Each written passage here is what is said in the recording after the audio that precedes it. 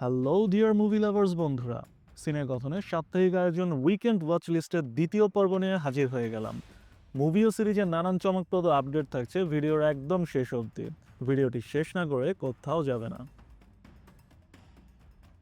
এ সপ্তাহে শুরুটাই হয়েছিল বার্সেলোনার রিয়াল বাদের মাধ্যমে।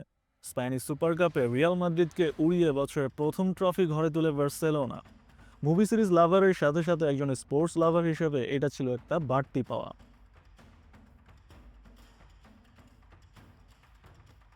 এবার আসা যাক মুভি সিরিজ পার্টে। প্রথমে আসছি দে দে পেয়ার দে পার্ট 2 নিয়ে। এর প্রথম পর্বে লাভ ক্লাইম্যাক্স নিয়ে যে মিশ্র প্রতিক্রিয়া ছিল দর্শক মহলে, সেটি কেটে গিয়ে ভালো লাগার গণ্ডিতে স্থান নিয়েছিল আরমান মালিকের এই সুরে। দর্শক মহলে এক ধরনের অজানা ভালো লাগা কাজ করেছিল মুভিটি নিয়ে। কিন্তু এই দ্বিতীয় পর্বে ব্যক্তিগতভাবে আমি একটু হলেও আশাহত হয়েছি। কাহিনীতে ছিল না তেমন কোনো স্ট্রং টার্নিং পয়েন্ট, ছিল না তেমন মনে রাখার মতন কোনো গানও। যদিও হাজারো নারী ভক্তের ক্রাশ ম্যাডি ছিলেন এবং অনবদ্য ছিলেন পুরো মুভিতে। রাকুলপ্রীত ও ম্যাডিয়ের বাবা মেয়ের কেমিস্ট্রিটা ভালোই লেগেছিল। অজয় দেবগনের এই মুভি আশা না দেখালেও খুশি সংবাদ দৃশ্যম ফ্যানদের। দৃশ্যম 3-এর রিলিজ ডেট অ্যানাউন্স হয়ে গেছে। এবছর 3 এপ্রিল আসছে মোহনলালের মালায়ালাম মুভিটি, এবং অজয় দেবগনের অফিসিয়াল হিন্দি রিমেকটি আসছে অক্টোবর 2-এ, অর্থাৎ সৎসঙ্গে যাওয়া এবং পাওভাজি খাওয়ার দিনই। এখন শুধু অপেক্ষার প্রহর গোনা। বিয়ে, তালাক, কাবিন ও খোরপোশ, এই সবগুলো প্রক্রিয়ার একের সাথে আরেক জুড়ে থাকা, সাথে শরিয়া আইন এবং কোর্টরুম ড্রামা। এক কথায় অসাধারণ লেগেছিল এই সোশ্যাল ড্রামাটি। মুভিটি শেষ করার পর শুধু ভেবেছিলাম সে 70-80 দশকের শাহবানু, বাই তাহিরা এবং ফুজল নবীরা কতটা সংগ্রামী ছিলেন, কতটা কষ্টের মাঝে দিন যাপন করতে হয়েছিল তাদের।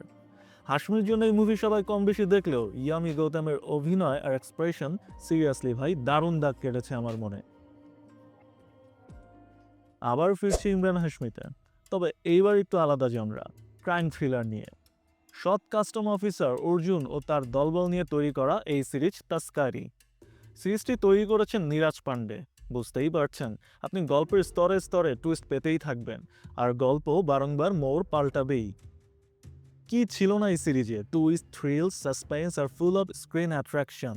আমার এই সপ্তাহে দেখা সবচেয়ে দারুণ কন্টেন্ট ছিল এই সিরিজটি। ইমরান হাশমি ছাড়াও প্রত্যেকটা ক্যারেক্টারই নজর কেড়েছিল। 5+ ঘন্টার 7 পর্বে এই সিরিজটি দেখে কমেন্টসে জানিয়ে যাবেন আপনার কাছে কেমন লেগেছিল।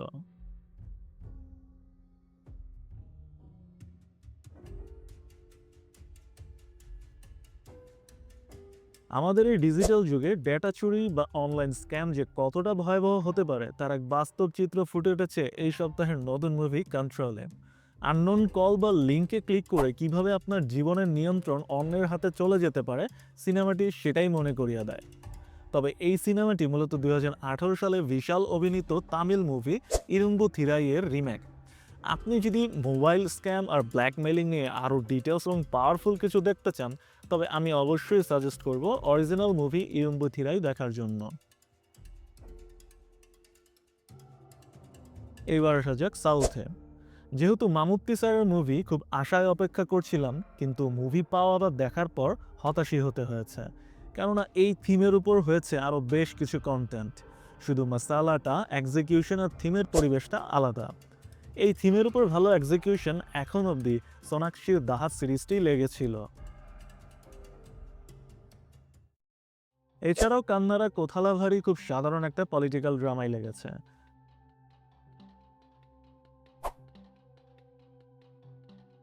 আর হলিউডের হরর ড্রামার মধ্যে উইচ বোর্ড দেখা, যেটিও খুব সাধারণ একটা হরর ড্রামা ছিল।